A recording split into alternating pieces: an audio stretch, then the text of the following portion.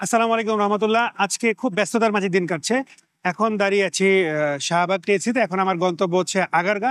এখন আগারগাতে যাব। মূলত ওখানে আজকে যে প্রোগ্রাম হবে সেটা আমাদের একটা কন্ট্রাক্ট সাইনিং হবে, সেটা নিয়ে একটা ডিফারেন্ট কন্টেন্ট আসছে। আপনারা দেখবেন ইনশাল্লাহ আমাদের জাতীয় জীবন টিমের পক্ষ থেকে ওই প্রোগ্রামটা করব।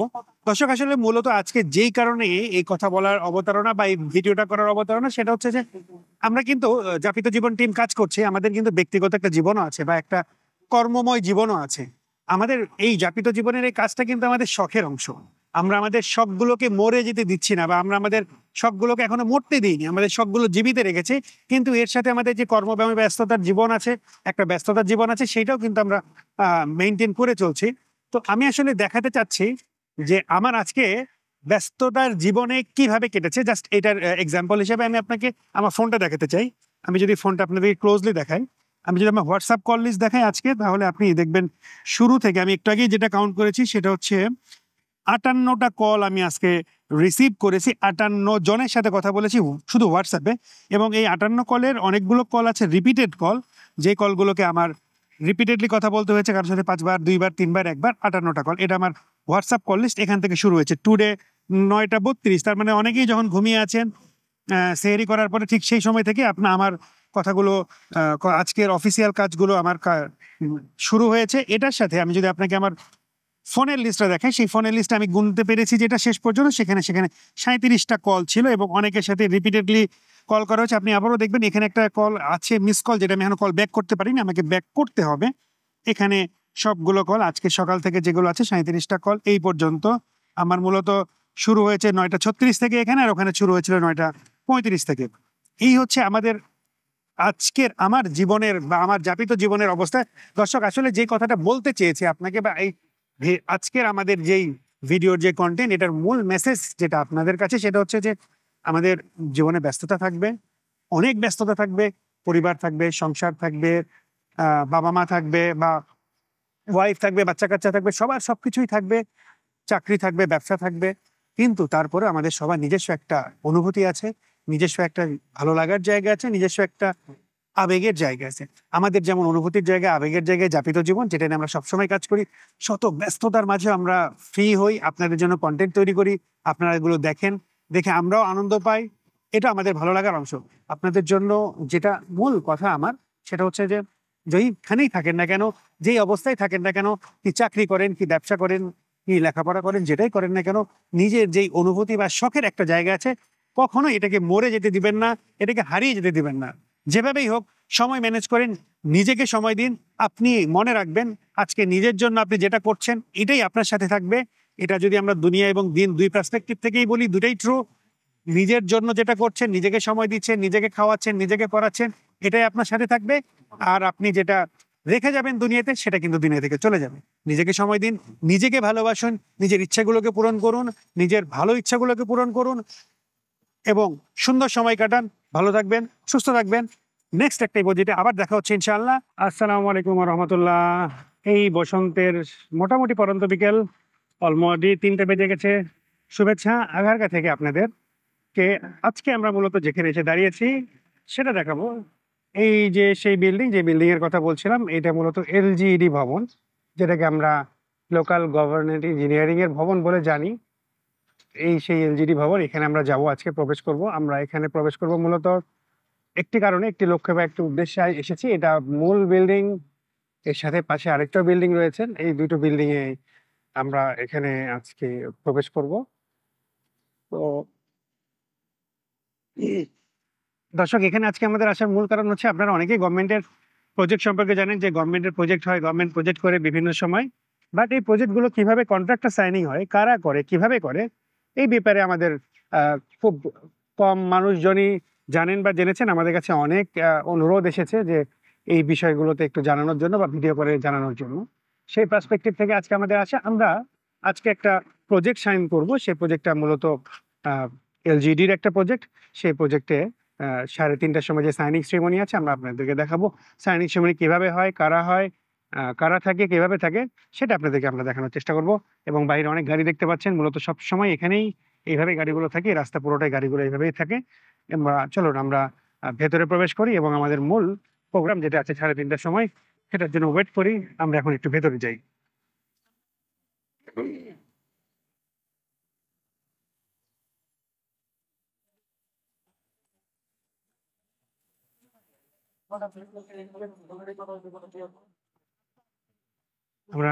মূল বিল্ডিং এ প্রবেশ করছি। মূল বিল্ডিং এ প্রবেশ করে এখানে কয়েকটা গাড়ি আপনার সারি দেখতে পাচ্ছেন। এগুলো মূলত বিভিন্ন প্রজেক্টের যারা প্রজেক্ট ডিরেক্টর আছেন তাদের গাড়িগুলো এখানে রাখা থাকে এবং অনেক বড় জায়গা এবং যিনি চিফ ইঞ্জিনিয়ার আছেন তার গাড়িও থাকে। মন্ত্রী মহোদয় যখন এখানে আসেন তার গাড়িও থাকে। এটা মূল বিল্ডিং এর ভবনের বিল্ডিং এর অংশ। গাড়ি এখানে এসে দাঁড়িয়ে যায়, পরবর্তীতে গিয়ে ভিতরে প্রবেশ করে।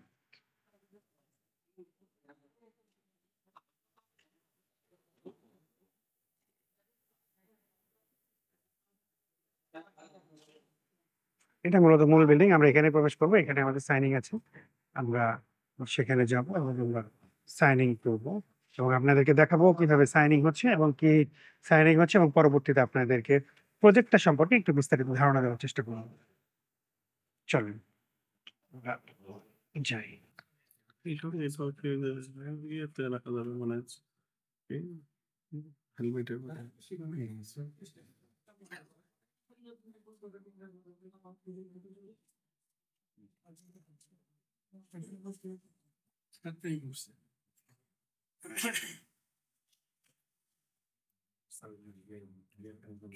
Okay. পারবেন না? পারবেন? ভয় পাওয়ার কিছু নেই। আমার মনে হয় তুমি শুরু করো এবং বলো তোমার কাছ থেকে মানে বিশেষ করে এই যে কন্ট্রাক্ট সাইডে যে কার্যক্রমটা কি সেটা বলো, আমি এটা শুনবো। বিসমিল্লাহির রহমানির রহিম। মূলত আজকের আমাদের যে কন্ট্রাক্ট সাইনিং কনসাল্টিং ফার্ম নিয়োগের প্রথম এটা আর কি। আমাদের 6টা মূলত ফার্ম আছে ছোট ছোট, এর ভিতরে 3টা মূলত একটু বড় ফার্ম, আরগুলি একটা আছে ইন্ডিভিজুয়াল, একটা আউটসোর্সিং এবং অন্য একটা আছে কোম্পানি অডিট রিলেটেড। তো এখানে প্রথমে 3টা কনসাল্টিং ফার্মের ভিতরে প্রথম এটা হলো institutional capacity and community development consultant, ICCDC সংক্ষেপে বলে। এবং এদের মেইনলি হলো ট্রেনিং এবং অ্যাওয়ারনেস বিল্ডার, এই ধরনের কার্যক্রম এদের এই মেইনলি এখানে কি। আর এই কনসালটেন্ট মূলত আমাদের এখানে কিছু মেইনলি 22টা পৌরসভায় 11টা কমিউনিটি মোবিলাইজার পোস্ট আছে। মূলত 2টা করে পৌরসভায় ওনারা ফিল্ডে কাজ করবে এবং এর সাথে হলো team leader, deputy team leader, training specialist, এই ধরনের পোস্ট আছে না, কিছু সার্ভিস আছে না। ক্যাপাসিটি বিল্ডিং এর এবং মূলত ওভারঅল ক্যাপাসিটি ডেভেলপমেন্টের জন্য এই কাজগুলি করবে না কি। তার মেয়াদ হলো 5 বছর মেয়াদি। মূলত ওনাদের মূলত এখন আজকের যেহেতু প্রথম আমাদের কনসাল্টিং ফার্ম হিসেবে আমরা এটাকে একটু মানে ফর্মালি করারই করছে, কিন্তু আসলে মূলত কিন্তু চিফ স্যারের যেহেতু ব্যস্ততার কারণে স্যারে একটা হিসেবে আছে, প্রোগ্রামে আছে মাননীয় মন্ত্রী মহোদয়ের সাথে, যার জন্য আমরা অ্যাটেন্ড করলাম। তো মূলত এখন আজকের কন্ট্রাক্ট সাইনিং এর মাধ্যমে এখানে ফর্মালি আমাদের যেটা অফিস, যেটা মোবিলাইজেশন, যেটা আমাদের কার্যক্রম সেটা শুরু হবে এরপরে। আর আমাদের এখানে স্যার এই ফার্মটা আমাদের 3টে ফার্মের ভিতরে আমাদের মূলত একটা ফার্ম আমাদের হলো RDC ভবনে যে সংকলন হবে জায়গা, সেটা হলো DDC, এখন আসে নাই, ডিটেল ডিজাইন কনসালটেন্ট। আর আমাদের অন্য দুটা, একটা হলো project management and supervision consultant, আর এই ICCDC, এই দুটো শুধু আমাদেরকে স্যার তাদেরকে বলেছি যে অফিসের কাছাকাছি, বিশেষ করে এই যে আমাদের এই যে তালতলা এদিকে আমাদের কাছাকাছি যেখানে ওয়াকিং ডিস্টেন্সে ভালো একটা পরিবেশে সুন্দর একটি ভবনে। আমি মোহাম্মদ মুখলেসুর রহমান, প্রকল্প পরিচালক, CTCRP প্রকল্প LGD। ধন্যবাদ। থ্যাংক ইউ সবাইকে। আমি মেনলি যে বিষয়টা হলো এটা চুক্তি স্বাক্ষরের বিষয় এবং চুক্তি স্বাক্ষরের মাধ্যমে যে মূল যে রিলেশনশিপ সেটাই আর কি মানে প্রতিষ্ঠিত হয়। এখানে সুদেব বা ADCL যারা আছেন এখানে এবং এই কনসাল্টিং যে ক্যাপাসিটি বিল্ডিং এর কাজ যেটা আপনারা পরিচালনা করবেন, আপনারা আমাদের কাছে নতুন কেউ না। সুদেব বা ADCL আমাদের সাথে অনেক অনেক আগে থেকেই আপনারা কাজ করেন। আমার তো মনে হয় দিন যাচ্ছে তত কিন্তু কমপ্লায়েন্স গুলো চেঞ্জ হচ্ছে। আমাদের এই সিআরপি প্রজেক্টের এইখানে আপনাদের যে কমপ্লায়েন্স যে কাজগুলো করতে হবে সেই কাজগুলো অত্যন্ত মানে মডার্ন এবং একটু ডিফারেন্ট, আগের মতো না। কিন্তু আগে আপনারা যে যে ধাঁচে কাজ করতেন সেই ধাঁচে না। তো আপনারা সেগুলো বুঝে শুনেই এখানে সব সাবমিট করেছেন এবং সেইভাবে আপনারা কোয়ালিফাই করছেন। আমি সেই জন্য আপনাদেরকে কংগ্রেচুলেশন জানাই এবং আপনারা আমাদের সাথে থেকে এই যে ক্যাপাসিটি বিল্ডিং এর যে কম্পোনেন্ট আছে এটার যাতে আমরা অলওয়েজ মানে এশিয়ান ডেভেলপমেন্ট ব্যাংকের যে কমপ্লায়েন্স আছে সেই কমপ্লায়েন্স যেন আমরা সবসময় স্যাটিসফ্যাক্টরি আমাদের মানে রেজাল্টটা থাকে, এই দিকে আপনারা খেয়াল রাখেন, এইটুকুই বলার। আর এটার বোধহয় একটা ইনসেপশন রিপোর্ট দিতে হবে আপনাদের, না? তো ইনসেপশন রিপোর্ট দেওয়ার টাইম লাইন 15 দিন না 1 মাস কি আছে? 1 মাসের মধ্যে।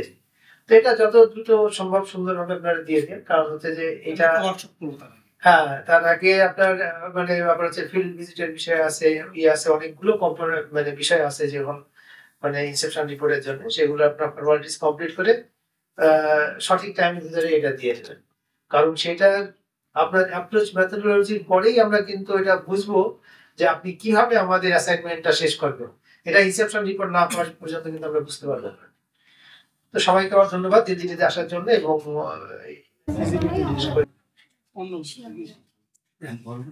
র্যাম্বুলের সাথে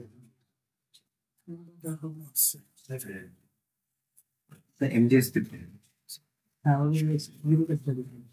MGSP কোন একবার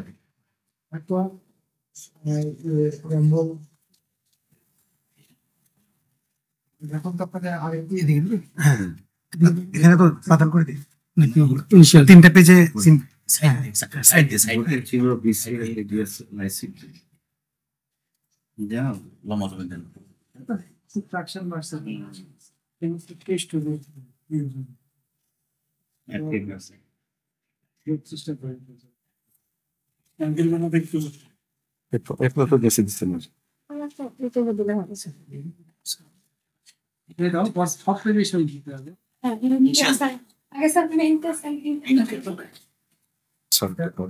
স্ট্যাম্পে এই বরাবর নিচে দাও।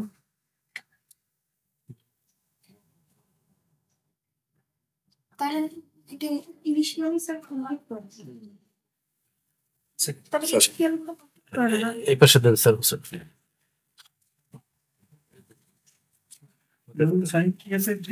স্যার পরে বুঝতে পারছেন এটা নিয়ে নিতে স্যার এটা নিয়ে নিতে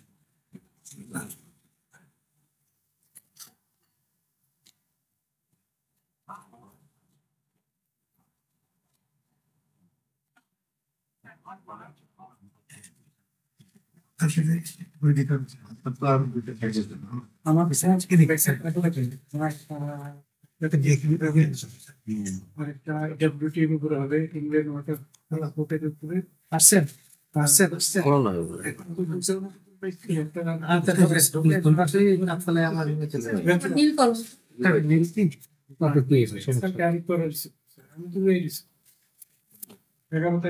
নিচে দিব না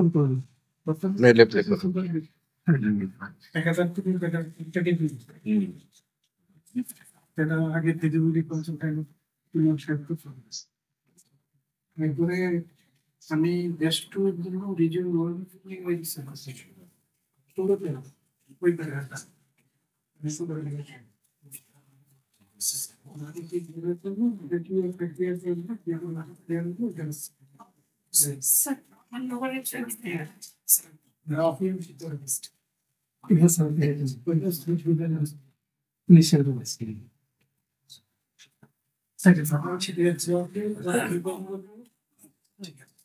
জায়গাটা পরে আবার বাকি সিগনেচার গুলো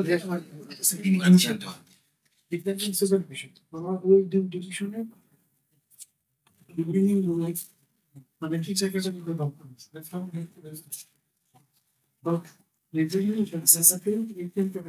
হ্যান্ড ওভারের সুপারভিশন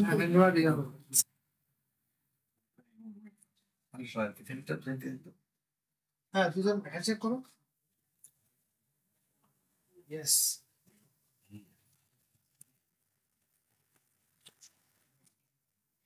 The taste